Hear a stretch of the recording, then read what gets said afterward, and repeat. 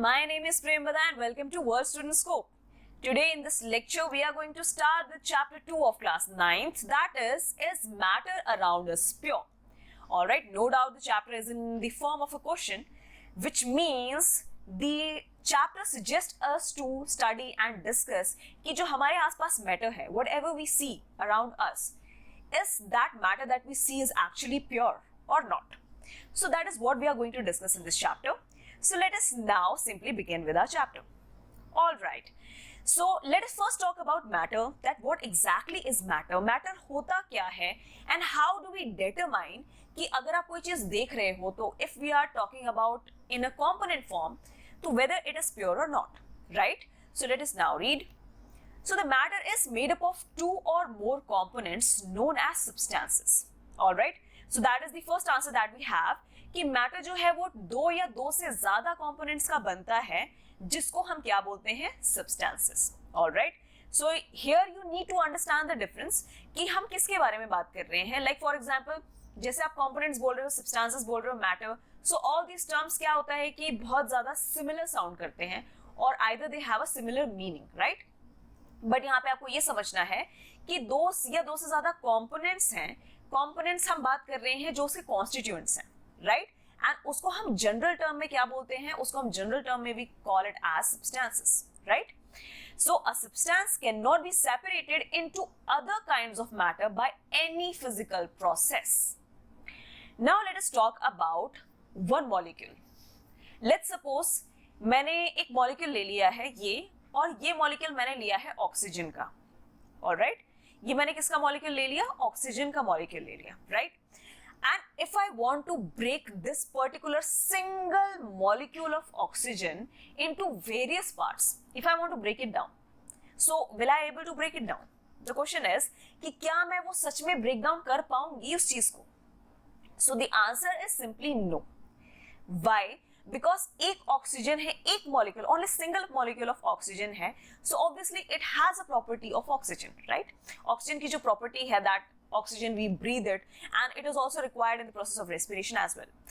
तो उस molecule की property को destroy करना, if I am breaking down this one molecule of oxygen, it means I am destroying the whole property of a molecule, alright, and obviously which is not a very good thing, right? So that is why you cannot break it down. अगर आप single substance की बात कर रहे हो तो आप उसको further break down नहीं कर सकते हो. वो क्या है, वो अपनी ही properties में it is very much intact. If you talk about a single molecule of any substance that you're talking about, right? So, the term pure substance refers to a substance that has only one component and nothing else. So now let us talk about sugar. अब आपने अगर एक sugar का, for example, मैंने एक sugar का particle ले लिया, this is the sugar particle. So अब आप अगर ये particle देखो, अच्छा, you can take the sugar particle from your home as well. Sugar का आप एक particle लो, एंड अगर आप उसको बाय चांस उसको आप ब्रेक डाउन भी कर देते हो by putting a pressure, if you break down into several powderish form, तो बेटा उसमें ऐसा तो नहीं है ना कि सॉल्ट की प्रॉपर्टीज आ जाएंगी out of nowhere. That is not going to happen. उसमें अगर ब्रेक डाउन के बाद भी अगर आपको कोई चीज दिखती है, अगर आप उसको पीसेस में ब्रेक डाउन कर रहे हो, तो उसमें भी बेटा जो पाउडर्ड सब्सटेंसेस हैं वो सिर्फ और सिर्फ शुगर की प्रॉपर्टीज ही आपको बताएंगे. Are we clear? शुगर की प्रॉपर्टी बताने का मतलब कि it is a very pure substance. It means कि जो भी मॉलिक्यूलर लेवल पे आप बात कर रहे हो तो उसमें आप मॉलिक्यूल सिर्फ और सिर्फ शुगर के ही देखोगे. क्लियर? ऐसे सब्सटेंसेस को क्या बोलते हैं बेटा? प्योर सब्सटेंस बोलते हैं, जिसमें एक ही तरीके का कंपोनेंट होता है और कुछ उसमें प्रेजेंट नहीं होता. Same goes with the example of salt as well. Sugar ले लो, सॉल्ट ले लिया, अच्छा we can take milk also. चलो मिल्क की तो हम बाद में बात करेंगे, बट शुगर एंड सॉल्ट का हम पहले अंडरस्टैंड करते हैं कि शुगर आपने ले लिया, सॉल्ट ले लिया, तो obviously they have a single component, that is why they are in their purest form, right. So one more thing is that substances are frequently mixed with one another and the result is referred to as mixture. So let's suppose मैंने यहाँ पे sugar रख दिया and then I have mixed it with the particles of salt as well. तो मैंने बीच में salt particles भी add कर दिए, तो जो मैं बिगर पार्टिकल्स जो हैं ये sugar particles I have drawn and the smaller particles are the salt particles that I am drawing, right? So this is in a very pure form because it has a single component, right? Whereas this one is a mixture. ये mixture हो गया बेटा। क्यों mixture हो गया? क्योंकि इसमें एक टाइप से ज्यादा टाइप प्रेजेंट है। तो sugar is a one type, salt is another type, and if you are mixing salt plus sugar, so that will give you a mixture, right? That will give you a mixture. So now let us talk about the types of mixtures that we know so far. So how will we determine कि किस type का mixture हमें पढ़ना है, and how do we differentiate between the different types of mixture? So let us now study about that. So depending upon the nature of the components that form a mixture, there are various type of mixture. ठीक है? अब बेटा वही बात आ गई आपकी nature of the components. यहाँ पे हमें ध्यान देने वाली चीज है कि कंपोनेंट का नेचर कैसा है, राइट? उसके बेसिस पे हम ये डिसाइड करेंगे कि कैसा किस टाइप का मिक्सचर बनेगा। ये भी बात जो नेचर ऑफ द कंपोनेंट्स वाली बात हम डिस्कस कर रहे हैं, that you will understand with the chapter. जैसे जैसे चैप्टर आगे बढ़ता जाएगा वैसे वैसे आपको ये बात समझ आती जाएगी, right? So for that we have an activity 2.1 from your NCERT. So let us first start with the procedure. So now let us divide the class into groups A, B, C and D. So obviously with this procedure we know that you have to perform this activity in a group. If you are in a class, then you have to divide your class into 4 groups naming A, B, C and D. Now how will we differentiate them? That group A takes a beaker containing 50 ml of water. Group A जो है उसको हमने क्या दे दिया बेटा? 50 ml of water we have given to the group A and 1 spatula of copper sulfate powder. So we are mixing 1 spoon or spatula of copper sulfate powder into 50 ml of water, which is with the group A that you are dividing, right? And for the group B also takes 50 ml of water and 2 spatula full of copper sulfate powder. Now the difference is कि जो group A है, group A के पास 50 ml water है, उसमें only 1 spatula of copper sulfate powder is there. Whereas if you talk about group B, so group B also has 50 ml of water, but the group B has 2 spatula of copper sulfate, right? अच्छा, हम जो activities करते हैं बेटा, discuss करते हैं class में, whatever we do in the lecture, you might feel that procedure is not that important. Understanding the procedure is not that important, but that is not the case beta. Why? Because if you are able to understand the procedure, if you are figuring out that what is happening in this particular type of activity, so जो भी बेटा आपके understanding based question है, reasoning based questions हैं, जो भी आपके exams में आने वाले हैं, you will be able to solve it very nicely and very easily, right? So इतनी बात समझ में आ गई हमें। अब बात करते हैं बेटा ग्रुप C and D की। So group C and D can take different amounts of copper sulfate and potassium permanganate or common salt, that is sodium chloride, and mix the given components to form a mixture, right? तो क्या किया है? Group A and B के पास सिर्फ एक ही compound है, ठीक है? वो कौन सा है? कॉपर सल्फेट पाउडर है, एंड वो मिक्स किया हुआ 50 ml वाटर में। Whereas group A mixed only 1 spatula full of copper sulfate powder, whereas group B mixed 2 spatula full of copper sulfate powder. Whereas if we talk about group C and D, they have different amounts of copper sulfate and potassium permanganate solution, as well as they have common salt that is called as sodium chloride. And now since we have 2 or more components, now understand this, group C and D has 2 or more components, as you can see. First one is the copper sulfate powder we are talking about, second we have potassium permanganate, and third we have the common salt, that is sodium chloride, right? Now these 3 compounds they have to form a mixture. तो यहाँ पे आप C और D mixture form कर रहे हैं, right? Now report the observations on the uniformity in color and texture. ये आपने observation note down करनी है and आपने देखना है uniformity, ये word पे ध्यान देना बेटा।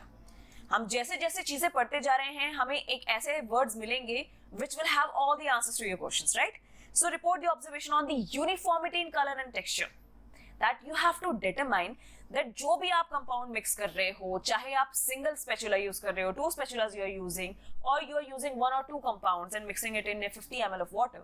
So what you have to observe is you need to see the uniformity in the color, whether the color changes with 1 or more compound or it remains same with a single compound. Whereas you also have to observe the texture of the mixture that has been formed. कि पानी के साथ आपने एक बार copper sulphate mix किया तो क्या texture आया है, अगर आपने उसमें और पोटेशियम परमैंगनेट मिक्स कर दिया और you have added sodium chloride, then what will happen, right? So groups A and B have obtained a mixture which has a uniform composition throughout. अब यहाँ पे ध्यान देने वाली बात ये है कि जो आप प्रैक्टिकल परफॉर्म कर रहे हो, whatever procedure you are performing, इसमें ग्रुप्स A and B हैं उनको यूनिफॉर्म कॉम्पोजिशन मिला है. यूनिफॉर्म मतलब सिमिलर कॉम्पोजिशन है पानी में. If I take this beaker, let's suppose ये A एंड B ग्रुप का है beaker and it has a water. Now अगर आप यहाँ पे ध्यान से देखो तो I am drawing same kind of a component throughout the water. क्यों? Why I am drawing? Because यहाँ पे सिर्फ एक ही कंपाउंड लिया गया था, that was copper sulphate. Copper sulphate ही लिया था यहाँ पे.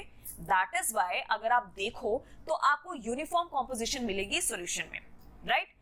And such mixtures are called as homogeneous mixtures. Now this is very important. This is very important that it is called as homogeneous mixture. It is called as the homogeneous mixture because it has copper sulfate uniformly distributed throughout the water, right? Now, some other examples of such mixtures are salt and water and sugar and water, right? अब कुछ mixtures की हम बात करते हैं कि उनके कौन से टाइप्स हैं. जैसे आप जनरल डेज में देख लो, आपको कॉपर सल्फेट लेने की भी जरूरत नहीं है, ठीक है? You take a glass of water and you mix salt in it, then also it will get mixed uniformly. Uniformly मतलब थ्रू आउट आपको पूरे पानी में सिर्फ सॉल्ट ही मिलेगा. What do you do? आपको कैसे पता लगेगा that this mixture is homogeneous mixture? Homogeneous mixture का मतलब homo similar. एक मिक्सचर जिसमें एक ही तरीके का कंपोनेंट है, that is homogenous mixture, right? And how will you determine if that mixture is a homogeneous mixture?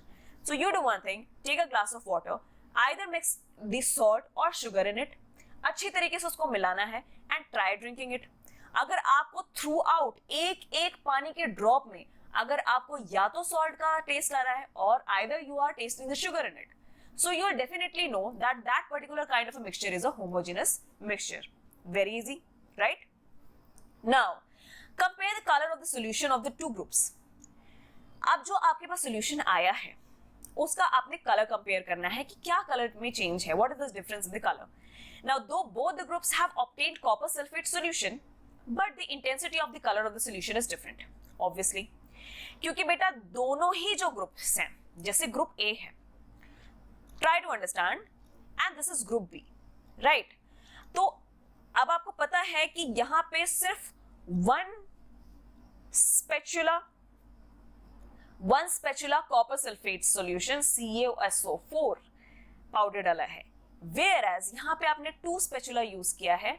2 spatula क्या पाउडर डाला है हमने? सेम पाउडर डाला है, लेकिन दो स्पेचुला आपने पाउडर यूज किया है इसमें. So अब यहाँ पे बात आ रही है बेटा, though both the groups have obtained copper sulfate solution, but the intensity of the color of the solution is different. Intensity different रहेगी.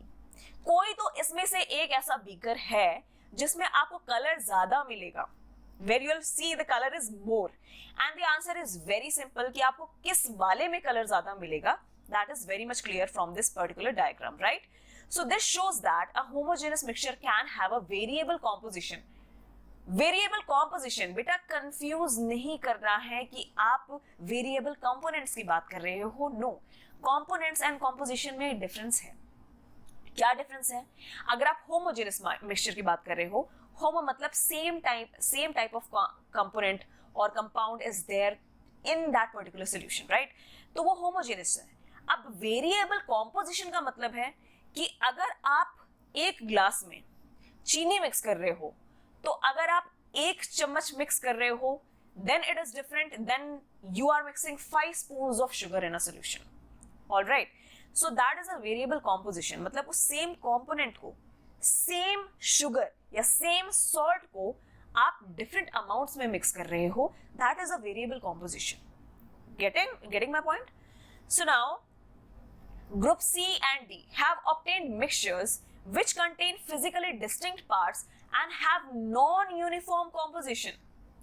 अब C and D को जो बेटा मिक्सचर्स मिले हैं उसमें तो बेटा कोई यूनिफॉर्म कॉम्पोजिशन है ही नहीं, क्योंकि वहां पे तो हम याद होगा आपने कि C and D के पास जो ग्रुप C and D था उनके पास क्या क्या था बेटा? They had copper sulphate powder था उनके पास एक मिक्सचर बनाने के लिए. Then they had potassium permanganate, they had potassium permanganate, and they had sodium chloride that is NaCl। तो बेटा ये तीन डिफरेंट कंपाउंड्स है, तो ऑब्वियसली इनका मिक्सचर बेटा सिमिलर कंपोनेंट वाला तो बनेगा नहीं, so they will obviously it will show a non-uniform composition, right? So such mixtures are called as heterogeneous mixtures। तो बेटा जो C and D ग्रुप बना है उनके पास heterogeneous mixture बना है। heterogeneous mixture, hetero मतलब क्या हो गया? Different. homo means same, hetero means different। कैसे याद रहेगा? homo मतलब सेम, इसका मतलब आप सेम कॉम्पोजिशन की बात कर रहे हो, एंड हेटेरो मींस आप डिफरेंट कॉम्पोजिशंस की बात कर रहे हो। Alright, so mixtures of sodium chloride and iron filings, salt and sulphur, oil and water are the examples of heterogeneous mixture. Oil में आप पानी मिला दो तो आप देखोगे बेटा ऑयल कैसे तैरने लग जाता है पानी के ऊपर। इट शोज कि आपके पास एक से ज्यादा कंपाउंड है, whereas अगर आप पानी को पानी में ही मिलाओगे तो आपको नहीं समझ में आएगा, आपको कोई डिफरेंस फील नहीं होगा देख के, राइट? बिकॉज क्यों? It has a homogeneous mixture of water molecules. Are we clear till here? Yes. Now let us talk about the observation of this particular activity. So the observation says that different amount of copper sulfate in the solution give different color intensity. Very easy to understand, I believe. कि अगर आप एक spoon में अगर डालने से let's suppose blue color आता है, तो आप 2 स्पून डालोगे तो ज्यादा ब्लू कलर आएगा, आप और 4 स्पून डालोगे तो और ज्यादा ब्लू कलर आएगा। Yes. So different amount of copper sulfate in the solution gives different color intensity. So obviously बेटा color intensity भी differ करेगी अगर आप different amount of copper sulfate add कर रहे हो तो, right? So the possible explanation of this particular observation is that solute particles mix with solvent and form a mixture. Solute particles कौन से होते हैं बेटा? Solute particles समझते हैं। Solute particles which we are mixing, which we are mixing, those are what? Those are the solute particles। तो जो हम क्या मिक्स कर सकते हैं? हम सॉल्ट भी मिक्स कर सकते हैं, we can add sugar also। तो ये सब क्या हो गया बेटा? These are solute, ठीक है? So solute particles mix with the solvent। अब solvent क्या होता है? Solvent are the substances or components or compounds or substances in which we are mixing, in which we are mixing, जिसमें आप mix कर रहे हो। तो आप सॉल्ट और शुगर को किस में मिक्स कर सकते हो? वाटर में मिक्स कर सकते हैं, तो water will become solvent here. Solute बन गया आपका salt and sugar, solvent whereas is your water, ठीक है? And now they both will form a mixture. Clear? Now, if there is only one type of solute particle, we call this mixture homogeneous। अगर आपने सिर्फ salt डाला है पानी में, तो that will be your homogeneous mixture। Now, if we add more than one type of particle, we call it a heterogeneous mixture। अगर आप salt और sugar दोनों डाल दो, तो वो heterogeneous mixture हो गया। डायग्राम से एक छोटा सा डायग्राम में ड्रॉ कर देती हूँ, आपको समझ में आ जाएगा। तो let's suppose ये पानी है, पानी में let's suppose हमने सिर्फ salt डाला है, तो ये कैसा मिक्सचर हो गया बेटा? ये होमोजेनस मिक्सचर हो गया, होमोजेनस मिक्सचर। अगर आप ये पर्टिकुलर बीकर में आपने सॉल्ट भी डाल दिया और शुगर भी डाल दिया, तो ये किस तरीके का मिक्सचर बन गया बेटा? Now it has become heterogeneous mixture. अब ये कैसा मिक्सचर बन गया है? Heterogeneous mixture. Are we clear? So now for example, any amount of copper sulfate in water is homogeneous mixture। इससे मतलब नहीं है बेटा कि अगर आप 1 स्पून डाल रहे हो, 2 स्पून डाल रहे हो, 4, 5, as long as it is only and only copper sulfate that you are adding in the solution, तो वो homogeneous mixture ही होगा, क्योंकि आप सिर्फ एक ही टाइप का कंपाउंड ऐड कर रहे हो। While a mixture of copper sulfate and potassium permanganate in water is a heterogeneous mixture। लेकिन अगर आप कॉपर सल्फेट और पोटेशियम परमैंगनेट दोनों ऐड कर रहे हो, तो वो हो जाएगा आपका heterogeneous mixture, right? So we have another activity for this particular topic, so let us now go through it। Now let us again divide the class into 4 groups। दोबारा से आप डिवाइड हो जाओ, A, B and C, D, right? Now distribute the following samples to each group। Samples क्या क्या हैं जो हमने डिस्ट्रीब्यूट करने हैं? So few crystals of copper sulfate to group A। कुछ आपने क्रिस्टल्स दे दिए हैं कॉपर सल्फेट के, किसको? ग्रुप ए के पास। And 1 spatula full of copper sulfate to group B and एक स्पैचुला आपने कॉपर सल्फेट दे दिया है किसको, ग्रुप बी को, राइट। नाउ चॉक पाउडर और wheat flour to group C, chalk powder आपने किसको दे दिया और थोड़ा सा व्हीट फ्लोर आपने दे दिया है ग्रुप सी को, and few drops of milk और इंक टू ग्रुप डी, और कुछ ड्रॉप्स आपने मिल्क का ले लिया या फिर इंक का कोई छोटा सा ड्रॉप ले लो एंड वो आपने दे दिया है ग्रुप डी को, right. Now each group should add the given sample in water and stir properly using a glass rod. सभी ने क्या करना है, वो पर्टिकुलर सैंपल लेना है, चारों ही ग्रुप ने सैंपल लेना है, पानी लेना है, and you have to add the given samples in the water. Now the question is, are the particles in the mixture visible? Now the question is कि क्या आपको वो पार्टिकल्स जो आपके पास हैं, चाहे आपके पास चॉक पाउडर है, you have milk, either you have ink, or you have a copper sulfate crystals or whatever the powder we will say, तो क्या ये particles आपको नजर आ रहे हैं पानी में? That is the question. Now direct a beam of light from a torch through the beaker containing the mixture and observe from the front. Now what you will do, after mixing the particular samples that you all have in the water solution, अब आपको beam of light pass करनी है. Let's suppose मैंने ये glass पकड़ा हुआ है and now I have to pass a beam of light from this particular solution and to see that was the path of beam of light visible, कि क्या जो आपको पाथ है बीम ऑफ लाइट का, क्या वो आपको नजर आ रहा है. Now leave the mixtures undisturbed for a few minutes. अब आपने क्या करना है, अपने अपने ग्लास उठा के रख दिए, बीकर्स उठा के रख दिए, and you don't have to touch it for a longer period of time. ठीक है, and set up the filtration apparatus in the mean time. और उसको रख के आपने अपना filtration apparatus you have to set. Now is the mixture stable और do the particles begin to settle after some time?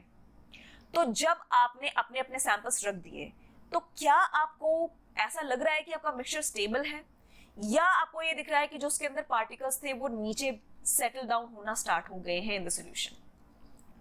Now filter the mixture. आपने जो filtration apparatus set किया है उसमें आपने क्या करना है, अपना मिक्सचर फिल्टर कर देना है. And you have to see that is there any residue on the filter paper, कि आपको कोई और रेसिड्यू कुछ भी बचा हुआ आपको नजर आ रहा है फिल्टर पेपर पे. Now discuss the results and form the opinion.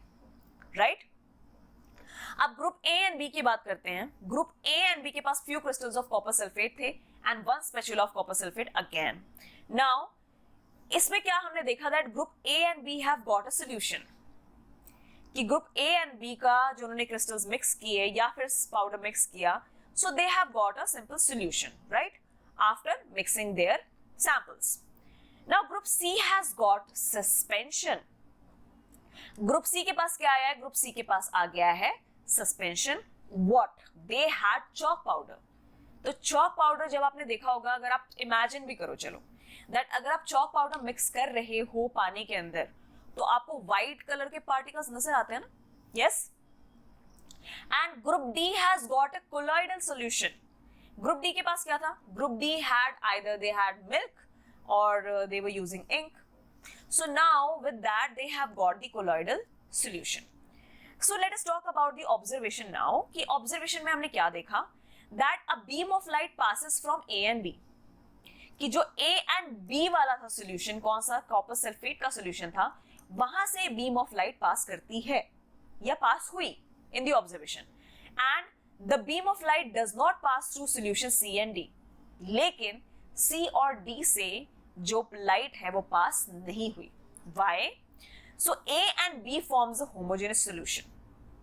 Because A and B वाला जो ग्रुप था उनके पास कॉपर सल्फेट के क्रिस्टल्स थे. बेटा अगर आप क्रिस्टल्स भी अगर आप मिक्स करना चाहो तो they will get mixed easily in the water.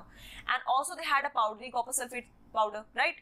So वो दोनों क्या हुए हैं? Samples they got absolutely mixed in the water and formed a homogeneous solution, right? And particles of a homogeneous mixture are small and do not reflect light. वो इतने छोटे होते हैं बेटा homogeneous particles, क्योंकि देखो वो पानी में तो पूरे मिक्स हो गए, तो आपको पानी में ना तो पाउडर नजर आ रहे हैं ना तो आपको क्रिस्टल नजर आ रहे हैं. It means they got totally mixed in the water, right? And वो particles इतने छोटे हैं कि उसमें से beam of light पास नहीं होती. It is not possible, right? So as a result, a homogeneous solution does not block the passage of the light. इससे हमें ये पता लगता है कि अगर कोई भी होमोजेनस मिक्सचर फॉर्म हुआ है, चाहे आपका सॉल्ट के साथ हुआ है, सॉल्ट वाटर या शुगर वाटर, तो उससे बेटा बीम ऑफ लाइट पास करना is will be very easy. क्यों? क्योंकि the particles do not reflect the light, okay, and obviously also they do not disperse the light, and we see a clear beam of light after we pass the or after we switch on the torch in front of the solution. Clear? Now अगर आप बात करें बेटा the colloidal solution की, तो a colloidal solution and a suspension have a larger particle size. इसका मतलब कि आपको विजिबल होएंगे बेटा पार्टिकल्स, आपको फिर भी अगर आप ध्यान से देखोगे तो आपको नजर आएंगे, right, in the colloidal solution and in the suspension. All right? So they disperse light in all the direction. But the problem is क्योंकि अगर particles बड़े हैं तो वो light भी disperse करेंगे. Clear? And if the concentration of the solute particles is high, light beam cannot pass through them. Imagine करो कि आपने चॉक डाला है वाटर में, तो बेटा व्हाइट कलर के पार्टिकल्स आपको नजर आ रहे हैं पूरे वाटर में, that they are dispersed throughout the water, right? तो ऑब्वियसली बेटा उनके पार्टिकल साइज बड़ा है as compared to homogeneous mixture. तो कोलॉइडल सॉल्यूशन और जो आपका सस्पेंशन आया है, फॉर्म हुआ है, वो पास नहीं करेंगे light, they will not pass the beam of light. Clear? Okay, now we can have solid solution alloys and gaseous solution air. Solutions also have a homogeneity at particle level. For example, lemonade tastes the same throughout and particles of sugar and salt are evenly distributed in the solution. तो बेटा ये हम अभी conclusive talk कर रहे हैं, तो ये जो हमने पॉइंट्स अभी कवर किए हैं, these are the conclusion that we can have solid solutions, कि हमारे पास सॉलिड सॉल्यूशन भी हो सकते हैं जिनको हम अलॉयज बोलते हैं। इसका मतलब यहाँ पे one or more substances are there, right, और वो भी सॉलिड फॉर्म में। We are not talking about anything else but the solids, so that is why we are calling them as alloys, right. And हमारे पास solution gaseous solution भी हो सकता है, क्योंकि अभी तो आपने वाटर के साथ देखा है मिक्सचर कैसे फॉर्म होता है। तो बेटा सॉलिड में आपके पास अलॉयज भी आ सकते हैं एंड एयर में भी आपके मिक्सचर आ सकते हैं। अगर एक से ज्यादा एयर, एक से ज्यादा गैस हो, लेट्स सपोज नाइट्रोजन भी है, ऑक्सीजन भी है, तो obviously it form a mixture in the gas, right? And solutions also have homogeneity at a particle level. अब ये लाइन का मतलब क्या हुआ कि आपको कैसे पता लगेगा कि जो होमोजेनियस सॉल्यूशन, अगर कोई होमोजेनियस है तो वो क्यों है? इट इज बिकॉज बेटा क्योंकि पार्टिकल जो है, पार्टिकल उसके छोटे छोटे जो फॉर्म होते हैं after adding in the water, they are evenly distributed throughout the water, ठीक है। एंड वो पार्टिकल्स जो हैं, क्योंकि it's a very pure substance, तो वो similar same kind of particles will be present throughout the solution. Clear? अब example भी देखो कितना अच्छा है, that lemon taste the same throughout, कि अगर आपने पानी में लेमन डाला तो जैसा लेमन आपको पानी पीने के स्टार्टिंग में फील हुआ था, वही आपको ग्लास के एंड तक फील होएगा। That will show you the homogeneity of a particle, right? And whereas the another example is particles of sugar and salt are evenly distributed in the solution. And same as कि अगर आप salt मिलाते हो पानी में, फिर भी आपको थ्रू आउट सॉल्ट का टेस्ट आएगा, सॉल्टी टेस्ट आएगा। अगर आप शुगर भी मिक्स कर रहे हो तो आपको थ्रू आउट शुगर का टेस्ट आएगा, राइट? अब अलॉयज की बात कर लेते हैं बेटा, क्योंकि हमने अलॉयज टर्म पढ़ा ही है, तो let us understand what alloys are. So alloys basically are the mixture of two or more metals or metal and a non-metal and cannot be separated into their components by physical methods. पूरी ही की पूरी definition है, बहुत example है, और example आपको जो नीचे दिया हुआ है ये, इसके बारे में हम करेंगे बात, लेकिन पहले हम समझते हैं कि अलॉयज क्या होते हैं। तो मेटल प्लस मेटल, दो मेटल्स को मिला के, कोई भी दो मेटल, या फिर मेटल और नॉन मेटल को मिला के जो आपके पास सब्सटेंस बनता है, सॉलिड सब्सटेंस बनता है, उसको क्या बोलते हैं?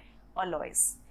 अब बेटा जो भी आपके ये कंपाउंड फॉर्म हुए हैं, इन दोनों से इसको आप फिजिकल मेथड लगा के सेपरेट नहीं कर सकते। आप मेटल से मेटल को सेपरेट नहीं कर सकते फिजिकल मेथड से, आप मेटल से नॉन मेटल को सेपरेट नहीं कर सकते फिजिकल मेथड से, once you have made the alloy. Example से आपको और अच्छा समझ में आ जाएगा। For example, brass is a mixture of approximately 30% zinc and 70% copper. ये आपके पास ब्रास की इमेज है, ठीक है। ये ब्रास, अब देखो इस इमेज को देखो, ब्रास की कितनी चीजें मिलती हैं? मार्केट्स में भी कितनी चीजें अवेलेबल है। तो अगर आप कोई बर्तन ले आते हो बेटा ब्रास का, तो उससे आप जिंक और कॉपर तो नहीं सेपरेट कर सकते फिजिकल मेथड से, it is not possible, right. So brass में देखो हमारे पास जिंक है which is a metal, and हमारे पास कॉपर है which is also a metal, alright. तो जिंक एंड कॉपर दोनों ही मेटल्स हैं, दो मेटल्स आपस में मिला के क्या बनाया है, ब्रास बनाया है, and you can not separate it with the help of a physical method, right. Now a solution has a solvent and a solute as its component, right। अब अगर हम solution की बात करें बेटा, same as कि अगर हम एक तो हमने solid की बात कर ली जिसमें हमने alloys के बारे में समझा, अगर आप solution ले लो on the other hand, तो solution में क्या क्या होता है, एक solution बनाने के लिए हमें क्या क्या चाहिए होता है। So पहली चीज हमें चाहिए होती है solvent, right, जिसमें आपको मिलाना है। दूसरा आपको चाहिए होता है solute, कि आप क्या मिला रहे हो, है ना, as its component। So the component of the solution that dissolves the other component, it is called the solvent। बहुत आसान है बेटा, solvent जिसमें आप मिला रहे हो, ये solvent हो गया, इमेज देखो आप, इमेज से आपको और अच्छा समझ में आ जाएगा। और solute जो आप मिला रहे हो, solvent जैसे मेरे को पानी लेना है, मैंने पानी ले लिया, और मैंने solute ले लिया salt, तो solute को मैंने पानी में मिला दिया, solvent में मिला दिया, तो solute प्लस solvent क्या बन गया, solution बन गया। यही बात इन्होंने भी बताई है। So the component of the solution that is dissolved in the solvent is called the solute, is called the solute। अच्छा, क्या है बेटा, solution that is dissolved in the solvent is called the solute। solution में dissolve होने वाली चीज is the solute, substance, solid substance, clear, all right। अब बात करते हैं बेटा solution की, वही बात होगी, solution की बात कर लेते हैं। So a solution is a homogeneous mixture of two or more substances। solution क्या है, एक homogeneous mixture है, आप दो से ज्यादा चीजें मिक्स करते हो तो वो solution बना देता है। एग्जाम्पल हमारे पास बहुत अच्छा एग्जाम्पल है लेमनेड का, lemonade and soda water. Soda water में आप लेमनेड मिला दो, फिर उसको पियो, थ्रू आउट आपको टेस्ट आता है लेमन का एंड सोडा का, तो that is a homogeneous mixture, that will form your solution, clear. अब जैसे यहाँ पे भी आप इमेज देख लो, ये सॉल्वेंट हो गया जिसमें आप मिला रहे हो, ये सोल्यूट हो गया जो आप मिला रहे हो, और दोनों मिला के क्या बनाते हैं, they form a solution, right. Sorry, now let us understand the examples, few examples we have। So a solution of sugar in water is a solid in liquid solution। ठीक है, शुगर क्या है पानी में, शुगर सॉलिड सब्सटेंस है, किसमें, water में, वो क्या है, लिक्विड है। ये पहला एग्जांपल। In this solution sugar is the solute, क्योंकि शुगर सॉलिड है तो शुगर हो गया solute and water becomes the solvent, easy. Next आपके पास है a solution of iodine in alcohol known as tincture of iodine.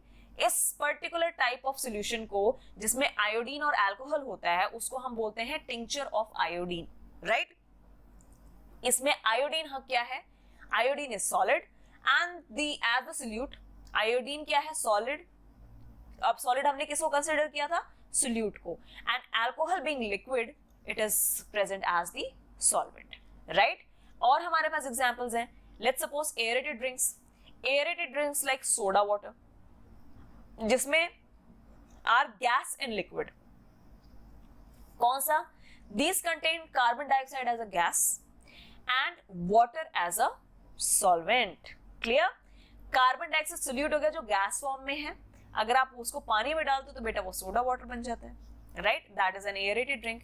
Aerated drink का मतलब इसमें एयर का कंपोनेंट है, component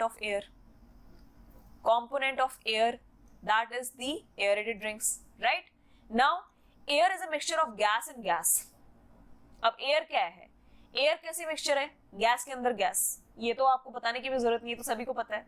so air is a homogeneous mixture of a number of gases, its two main constituents are oxygen 21% and nitrogen 78%। ये तो सभी को पता होगा बेटा, एटमॉस्फेयर में 78% ऑफ नाइट्रोजन है, whereas 21% ऑफ ऑक्सीजन है, जो बचा कुछ आपके परसेंटेज रह गए हैं वो आपकी अदर गैसेस हैं। तो ये सब क्या है बेटा, air in air, that is forming your mixture, कौन सा, gaseous mixture, right. and as they have said that other gases are present in a very small quantities, right। आप प्रॉपर्टीज देख लेते हैं, बहुत इंपॉर्टेंट बेटा, प्रॉपर्टीज ऑफ अ सॉल्यूशन, कि आप कैसे डिटरमाइन करते हो, what are the properties to determine a particular kind of a solution, right? So now let us see, a solution is a homogeneous mixture. ये बात तो क्लियर हो गई. The particles of a solution are smaller than 1 nanometers, that is 10 to 9 meter in. No, the particle of a solution are smaller than 1 nanometer, that is for sure, that you have to remember, right? And 10 to 9 meters जो हो जाता है आपका diameter में, या nanometers आप लगाओ इसको, meters नहीं है ये, nanometers है, right? And so they cannot be seen by naked eyes. And वो इतने छोटे होते हैं बेटा, नैनोमीटर्स तो is a very very small size that you cannot see with the naked eyes. आप अपनी आंखों से अगर आप ऑब्जर्व करना चाहते हो इन सॉल्यूशन के पार्टिकल्स को, तो it is not possible. You have to use the microscope to see this type of particles, right? Since they are very small. Now because of the very small particle size, they do not scatter a beam of light passing through the solution. अब 1 nanometre का बेटा particle है आपका, वो कैसे आपका light उसमें से रिफ्लेक्ट कर पाएगा, इतना छोटा.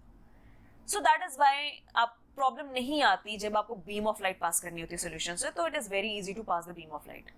सो the path of light is not visible in a solution. Clear?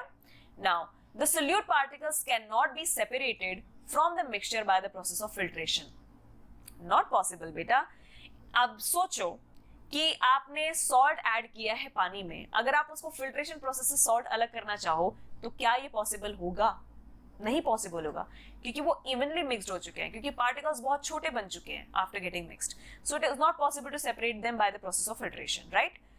Now the solute particles do not settle down when left undisturbed, that is a solution is stable. अगर आपको किसी सॉल्यूशन में दिख रहा है कि सोल्यूट पार्टिकल्स नीचे settle down नहीं कर रहे हैं, इसका मतलब पार्टिकल्स जो है वो पूरी तरीके से मिक्स हो गए हैं, इसका मतलब सॉल्यूशन स्टेबल हो गया. अगर आप एग्जांपल ले लो, चॉक, आपने चॉक पाउडर डाल दिया लेट्स सपोज वाटर में, तो बेटा वो पार्टिकल्स आपको थ्रू आउट नजर आते ही हैं वाटर के अंदर. तो that shows that particular solution that we are seeing और talking about is unstable, right? So yes, this was all about this lecture number 1 of class of chapter 2 is matter around us pure. I hope you understood it. बहुत और भी topics हैं, बहुत सारे और concepts हैं जो आपके आगे फर्दर हैं चैप्टर में, which we are going to cover in another lectures. Till then, keep studying, keep spreading your knowledge, and I'll see you next time. Thank you.